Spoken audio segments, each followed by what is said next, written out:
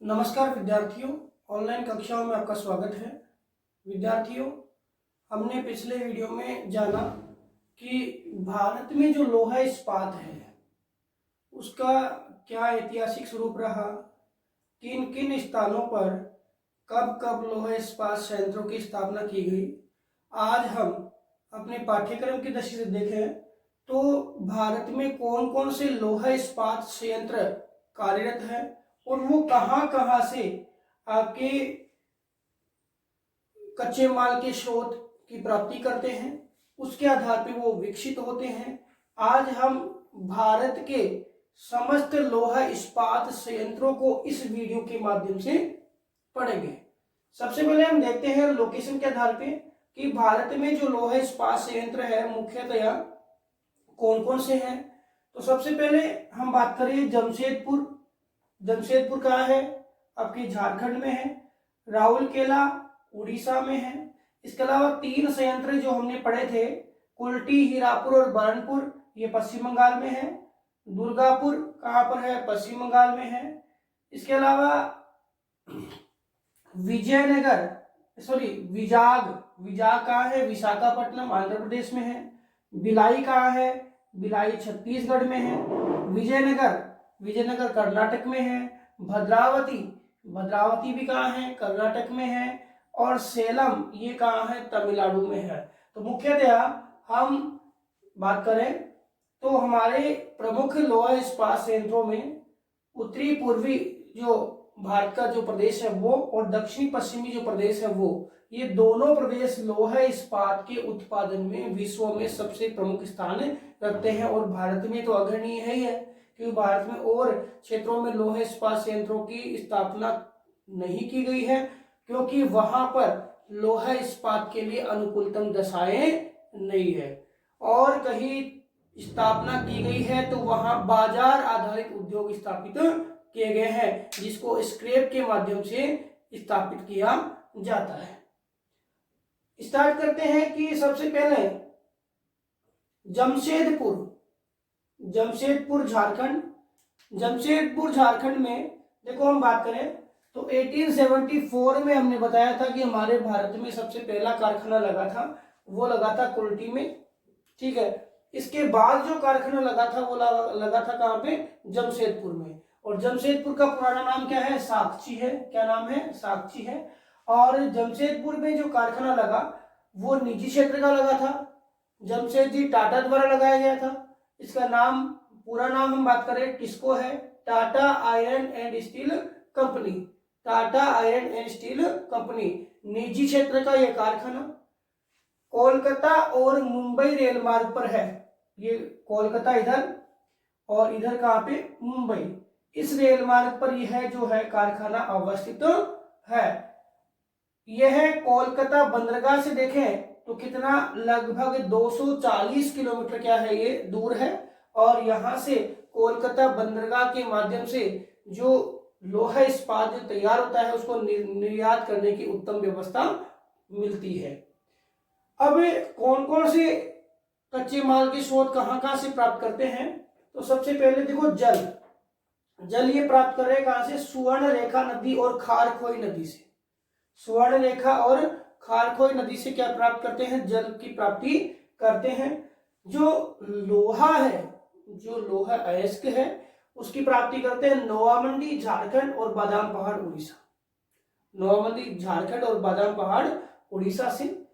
इसके बाद हम बात करें कोयला की प्राप्ति करें तो आपके जरिया झारखंड और रानीगंज जो है आपके झारखंड और रानीगंज आपके है पश्चिम बंगाल। रानीगंज कहाँ है? पश्चिम बंगाल। और बोकारो क्या है? झारखंड।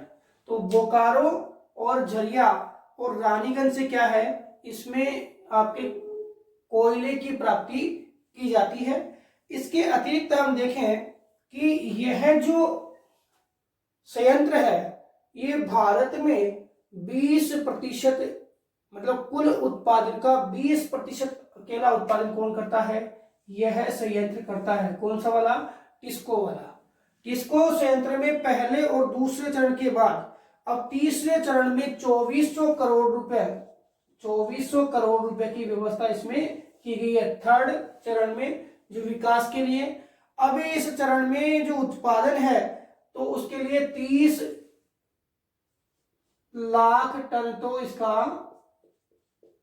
जो आपके कच्चा इस्पात बनाया जा रहा है। 30 लाख टन तो क्या बनाया जा रहा है, कच्चा इस्पात। और 27 लाख टन है वो बिक्री योग्य इस्पात बनाया जा रहा है। मतलब ये तो बाजार के लिए ये आपके क्या है वो स्टॉक में रहे। इसका आधार पे 2400 करोड़ रुपए का बजट इसमें लगाया गया है और यह है उत्पादन क्षमता बढ़ाने के उद्देश्य से बजट इसमें लगाया गया है। इसके अतिरिक्त बात करें कि ये जो उद्योग है वो किन किन लोहा इस्पात की वस्तुओं का उत्पादन करता है, तो यह है आपके लोहे की गार्डर जो बनती है उसका, कांटेदार तार है उसका क्या करता है उत्पादन करता है, साथ साथ चादरों का उत्पादन भी करता है। इसके अलावा हम दूसरे संयंत्र को देखें, ये हमने पढ़ लिया, समझ में आ गया होगा कि टिस्को संयंत्र कहाँ पे लगा हुआ है, जमशेदपुर झारखंड में। अब हम बात करते हैं टिस्को की।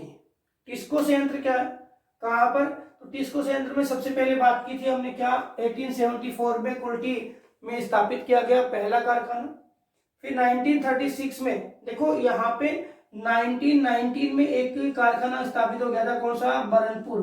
कौन सा हो गया था, बरनपुर, जिसको आपके कुल्टी में मिला लिया गया 1936 में। फिर हीरापुर और मिल गया, तो 3 कारखाने हो गए, बरनपुर, कुल्टी और हीरापुर। बरनपुर, कुल्टी और हीरापुर ये तीनों ही आपके आसनसोल के पास है। आसनसोल का है पश्चिम बंगाल में, इस आसनसोल के पास है। कहां पर है, आसनसोल के पास है। और ये भी कोलकाता जो रेलवे है उसके ऊपर अवस्थित है। इसके बारे में बात करें तो यहाँ पे कुल्टी है वो आपकी कहां पर है, जो बराकर नदी है, दामोदर नदी की सहायक नदी है, कौन सी, बराकर। तो बराकर नदी पे आपके है कुल्टी अवस्थित है और कोलकाता से कितना, 215 किलोमीटर दूर है। कोलकाता से कितना, 215, और ये कितना, 240। उसी आपके रेलवे ट्रैक पे आपके हीरापुर है, कुल्टी है, और ये क्या नाम, जमशेदपुर है। उसके बाद हम बात करें, इस हीरापुर जो है वो आसनसोल से कितना है, मात्र 6 किलोमीटर है, और कुल्टी से कितना है, 11 किलोमीटर। मतलब ये एक ज्यादा दूरी का एरिया नहीं है, बहुत कम दूरी में इनको स्थापित किया गया है, जिससे मार्गस्थ जो वस्तु है पहुंचाने में जो लागत ज्यादा नहीं आए। इसके बाद हम बात करें हीरापुर जो है वो क्या करता है, तो हीरापुर देखो इन तीनों ने काम डिवाइड किया है अपना, तीनों इकाइयों ने काम अपना डिवाइड किया है। सबसे पहले हम बात करें हीरापुर, तो हीरापुर क्या बनाएगा, पिग आयरन बनाएगा, यानी कच्चा लोहा बनाएगा। हीरापुर क्या काम करेगा, कच्चा लोहा। कई बार प्रश्न आ गया हीरापुर क्या काम करेगा, हीरापुर बनाएगा कच्चा लोहा। इसके बाद में ये कच्चा लोहा कहा जाएगा, कुल्टी वाले कारखाने में, और वहां पे क्या तैयार होगा, स्टील यानी इस्पात। क्या तैयार होगा, स्टील या इस्पात। और फिर इस जो स्टील बन गया वो कहा जाएगा, बरनपुर वाले कारखाने में, और बरनपुर वाले कारखाने में क्या बनेगा, इस्पात की वस्तुएं। क्या बनेगी, इस्पात की वस्तुएं। और जो आपका ये जो इस्पात की वस्तुएं बनाता है वो कौन कौन सी इस्पात की वस्तुएं बनाएगा, तो ये रेलवे स्लीपर बनाता है, पिलर बनाता है, इसके अलावा ये आपके पत्ती वाले तार बनाता है, तो काफी, और ये आपकी लोहे की छड़ें भी बनाता है। तो काफी जो उत्पाद है वो आपके इसको के माध्यम से बनाए जाते हैं। इसको 1976 में आपको पता है कि किसके अंडर में आ गया, सेल के, steel authority of India limited के अंडर में आ गया। अब हम बात करें जो इसको है उसको कोयला कहाँ से मिलता है, तो कोयला दामोदर नदी से मिलता है। लोहा कहाँ से मिलता है, तो सिंह भूमि झारखंड से मिलता है। और जल कहाँ से मिलता है, तो आपको इसको दामोदर नदी घाटी से तो कोयला मिलेगा, रानीगंज पश्चिम बंगाल ये वाले सारे क्या है, दामोदर नदी घाटी के क्षेत्र है। और जल कहाँ से मिलता है, तो जल इसको दामोदर नदी घाटी क्षेत्र से मिलता है। अब इसकी क्षमता की बात करें तो इसकी क्षमता जो है वो 10 लाख टन है, जिसको बढ़ा करके अब 23 लाख टन किया गया है। क्षमता कितनी है? 10 लाख टन। इसको बढ़ा के कितना कर दिया? 23 लाख टन कर दिया गया है। कितना कर दिया गया? 23 लाख टन कर दिया गया। किसकी क्षमता को? आपके इसको की क्षमता को। तो ये समझ में आ गया होगा। पहला क्या है? टिस्को। टिस्को कहाँ लगाया गया? जमशेदपुर में। दूसरा कहाँ लगाया गया? इसको कहाँ लगाया गया? आपके हीरापुर, कुल्टी और बरनपुर में। कहाँ पर? आपके पश्चिमी बंगाल में। तीसरी बात मैं करूं, भद्रावती। भद्रावती, इसका नाम हम पहले की बात करें तो क्या था? Mysore iron works. ये मैंने पहले भी पिछले वीडियो में बताया था। क्या नाम था? Mysore iron works. ये जो मैसूर आयरन वर्क्स है, इसकी स्थापना 1923 में हुई, जिसका बाद में नाम बदल के क्या कर दिया गया? Visvesvaraya iron and steel company. Visvesvaraya लोहा एवं इस्पात संयंत्र, इसका नाम बदल के क्या कर दिया? मैसूर का विश्वेश्वरैया लोहा इस्पात संयंत्र। ये कहां पर? कर्नाटक में जो जिला है आपके शिमोगा, इस शिमोगा जिले की जो है भद्रावती नदी पर अवस्थित भद्रावती नगर में इसकी स्थापना की गई। और यह भी किसके अधीन है? यह भी आपके सेल के अधीन है। अब हम बात करें कि ये कहां से, देखो बादाम पहाड़ उड़ीसा और बाबा बुदन की पहाड़ी कर्नाटक, दो चीज पे है तो ये ध्यान रखना। बादाम पहाड़ उड़ीसा है, बाबा बुदन की पहाड़ी का है कर्नाटक में। तो लोहा एस्क कहां से प्राप्त करेगा? केमानकुंडी की पहाड़ी और बाबा बुदन की पहाड़ियों से क्या करेगा? लोहा एस्क की प्राप्ति करेगा। चूना की प्राप्ति करेगा माड़ीगुड़ा के जो पहाड़ी क्षेत्र है उससे। और डोलोमाइट कहां से प्राप्त करेगा? शंकरगुड़ा की पहाड़ियों से। कहां से? शंकरगुड़ा की पहाड़ियों से। अब हम बात करें जल विद्युत की। देखो ये वाला जो प्रदेश है पश्चिम वाला, यहाँ पे कोयले का अभाव है। किसका अभाव है? कोयले का अभाव है। तो यहाँ पर ये पहले जो थे ना, वो लकड़ी के कोयले का उपयोग कर रहे थे। किसका? लकड़ी के कोयले का। लेकिन लकड़ी के कोयले से इस्पात के लिए ज्यादा महत्व नहीं है। इस कारण से ये जो है वो किसका? जल विद्युत का प्रयोग करने लगे। किसका? जल विद्युत का प्रयोग करने लगे। किसके लिए? लोहा इस्पात के निर्माण में। और जल विद्युत का प्रयोग करने लगे तो पहले, सबसे पहले कौन सा? महात्मा गांधी या जोग जो प्रपात है, जो जोग गरसोपा या महात्मा गांधी प्रपात है शरावती नदी पे, उसके माध्यम से जल विद्युत प्राप्त करते हैं। और इसके बाद ये जो कावेरी नदी पे जो शिव समुद्र जलप्रपात है, उसके माध्यम से यह जल विद्युत की प्राप्ति कर रहे हैं। इसके अलावा हम बात करें क्या निर्माण करता है, तो ये निर्माण करता है अलॉय इस्पात। एक स्पंजी इस्पात है, अलॉय इस्पात। इसका यह निर्माण करता है। कौन करता है? आपके विश्वेश्वरैया लोहा इस्पात संयंत्र। इसकी उत्पादन क्षमता की बात करें तो 1 लाख टन पहले इसकी उत्पादन क्षमता थी, जिसको बढ़ा के वर्तमान में कितना कर दिया? 1.3 लाख टन कर दिया। क्या कर दिया? 1.3 लाख टन कर दिया। तो समझ में आ गया होगा कौन सा? आपके विश्वेश्वरैया लोहा इस्पात संयंत्र। क्लियर है? तो हमने 3 संयंत्र पढ़े, पहला टिस्को, दूसरा इसको और तीसरा विश्वेश्वरैया। अब हम बात करते हैं उड़ीसा के प्रमुख लोहा इस्पात संयंत्र की, जिसका नाम है राउरकेला। क्या नाम है? राउरकेला लोहा इस्पात संयंत्र। क्या नाम है? राउरकेला लोहा इस्पात संयंत्र। राउरकेला लोहा इस्पात संयंत्र की बात करें तो यह भी आपके किसके? सेल के अंडर में आता है। सेल के अंडर में आता है। किसके अंडर में आता है? सेल के अंडर में आता है। हिंदुस्तान स्टील लिमिटेड, बस सेल के जितने भी कारखाने हैं उनको हम किस नाम से जानते हैं? Hindustan steel limited. जिस भी कारखाने के आगे हिंदुस्तान स्टील लिमिटेड लगा है, इसका मतलब वो कारखाना किसके अधीन है? सेल के अधीन है। तो हिंदुस्तान स्टील लिमिटेड का कारखाना कहां पर? सुंदरगढ़ जिला कहां का? उड़ीसा का। तो उड़ीसा के सुंदरगढ़ जिले में साख और कोयल नदी, कौन सी नदी? साख और कोयल नदी के संगम पर जर्मनी की कंपनी, देखो प्रश्न आ सकता है यहां से, जर्मनी की जो कंपनियां हैं इनका नाम है क्रूप्स और डिमाग। जर्मनी की जो कंपनियां हैं उनका नाम क्या है? क्रूप्स व डिमाग। कौन सी कंपनी है? क्रूप्स व डिमाग। यहां से 1 नंबर का प्रश्न आपके यहां से आ सकता है। जर्मनी की कौन सी कंपनी?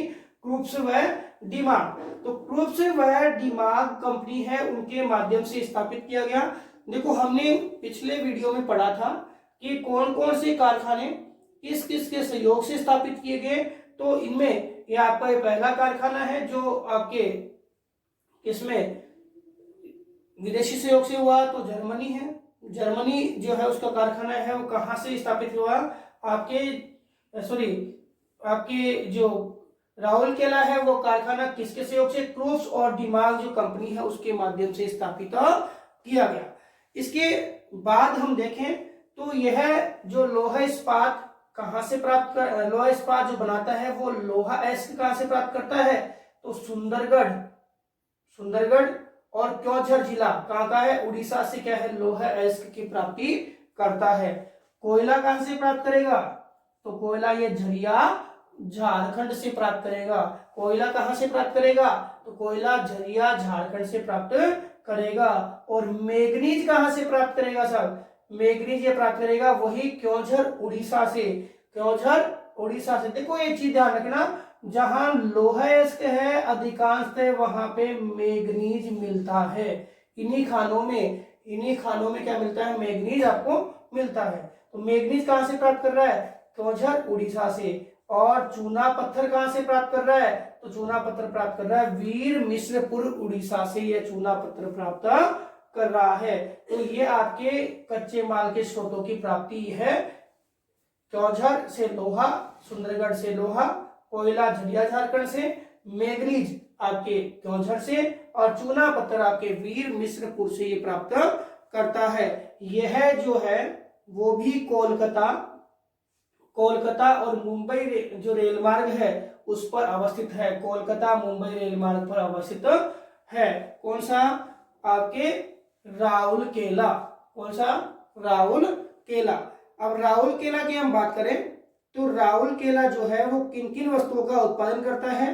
तो ये अलग अलग मोटाई की जो प्लेटें होती है उनका उत्पादन करता है। साथ ही साथ यह आपके टिन की चादरों का उत्पादन करता है। और जहाज जो है उनमें भी इसका जो उत्पादन जो उत्पादित स्टील है उसको प्रयोग किया जाता है। साथ ही साथ रेलवे के डिब्बे हैं उनको भी ये क्या करता है? बनाने का कार्य करता है। इसकी उत्पादन क्षमता की बात में करूं तो इसकी उत्पादन क्षमता है वो 16.71 लाख टन है। 16.71 लाख टन है।